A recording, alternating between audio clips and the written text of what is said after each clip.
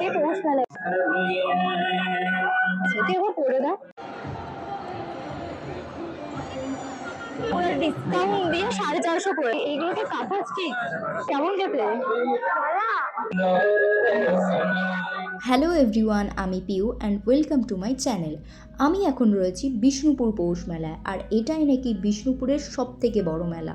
পুরো 5টা বড় বড় মাঠ জুড়ে বসে এই মেলা, আর চলে পুরো 7 দিন। এখানে আমরা মূলত হ্যান্ডমেড বা হ্যান্ডক্রাফটের জিনিসপত্র সব থেকে বেশি দেখতে পাবো। যেমন এখানে সব থেকে বিখ্যাত বিভিন্ন মূর্তি, যেগুলো বাঁকুড়ার লাল মাটি দিয়ে তৈরি হয়, এবং বিভিন্ন ধরনের শাড়ি। যেমন আমরা জানি বিষ্ণুপুরের বালুচরী ও স্বর্ণচরী সব থেকে বিখ্যাত। তারপর রয়েছে বিভিন্ন হাতের তৈরি বেতের জিনিস, সেগুলো ঘরে সাজিয়ে রাখার জন্য, এবং মেয়েদের জন্য বিভিন্ন হাতের কানের চুড়ি।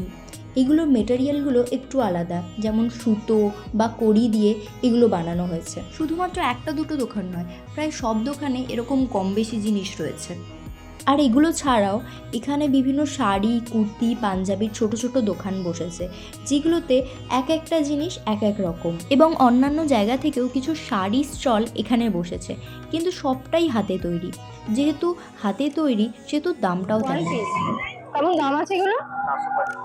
450। এটার দাম হলো 550, কিন্তু কাকুরা ডিসকাউন্ট দিয়ে 450 করেছে। হলো 650, কিন্তু কাকুদের বললে কাকুরা একটু কমিয়ে দেবে। এই দোকানটায় মেনলি কুর্তির কালেকশনগুলো খুব ভালো রয়েছে।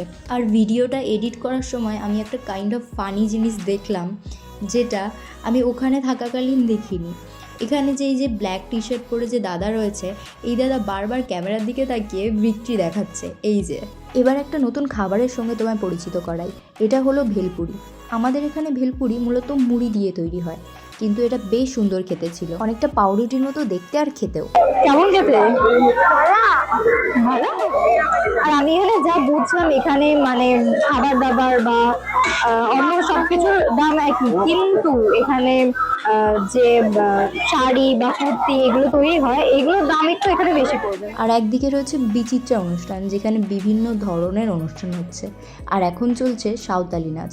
হ্যাঁ, বোলপুরের মতো বিষ্ণুপুরেও সাঁওতাল নাচ দেখানো হয়। শুধুমাত্র মেলাতে নয়, প্রতি শনিবার বিষ্ণুপুরের পোড়ামাটির হাটে এই সাঁওতালি নাচ দেখানো হয়, যেটা দেখতে খুব সুন্দর, আর যেটা দেখার জন্য মূলত অনেক দূর থেকে বিভিন্ন পর্যটকেরা আসেন। আর প্রথমেই বলেছিলাম, এখানে হ্যান্ডক্রাফটের জিনিসপত্র সব থেকে বেশি। যেমন এই মুখোশগুলো কি নিখুঁতভাবে তৈরি, এবং লাল মাটি দিয়ে তৈরি এই ঘোড়ার মূর্তিগুলো এখানে পুজো করা হয়। এখানে এটাকে অনেকে ভগবান হিসেবে মানেন। তারপর ছোট থেকে বড় বিভিন্ন জিনিসপত্র রয়েছে, যেগুলো সব হাতের তৈরি। এগুলো অন্যান্য মেলাতেও হয়তো পাওয়া যাবে, কিন্তু বাঁকুড়া বিষ্ণুপুরের এই লাল মাটির অথেন্টিক যে ব্যাপারটা, সেটা কিন্তু পাওয়া যাবে না। এই দোকানটার মেনলি এই জিনিসপত্রগুলো, এই যে ঘোড়ার মূর্তি বা এইসব ছোট ছোট মাটির তৈরি যে খেলনাগুলো, এইগুলো একটু কমেই পাওয়া যাচ্ছিল। আর এই দোকানে এই কাকিমা ভীষণ ভালো ছিল, ভীষণ ভালো ব্যবহার। মানে এখানকার মানুষরা সত্যিই অন্যরকম।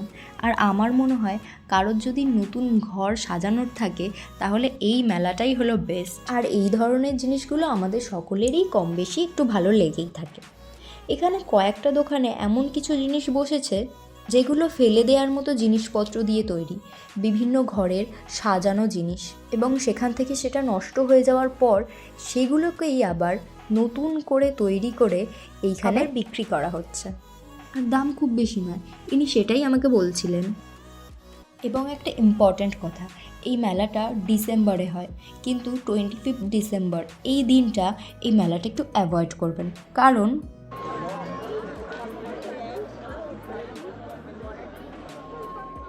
এইরকম পেশাবেশি ভিড়। কিন্তু অন্যান্য দিন এই সমস্যাটা থাকে না, ফলে বিষ্ণুপুরের ঐতিহ্যকে সামনে থেকে দেখতে তুমিও কোনো এক বছরের পৌষ মেলায় ঘুরে আসতে পারো। আর তোমার এমন কোনো মেলার অভিজ্ঞতা থাকলে সেটা কমেন্টে অবশ্যই জানিও।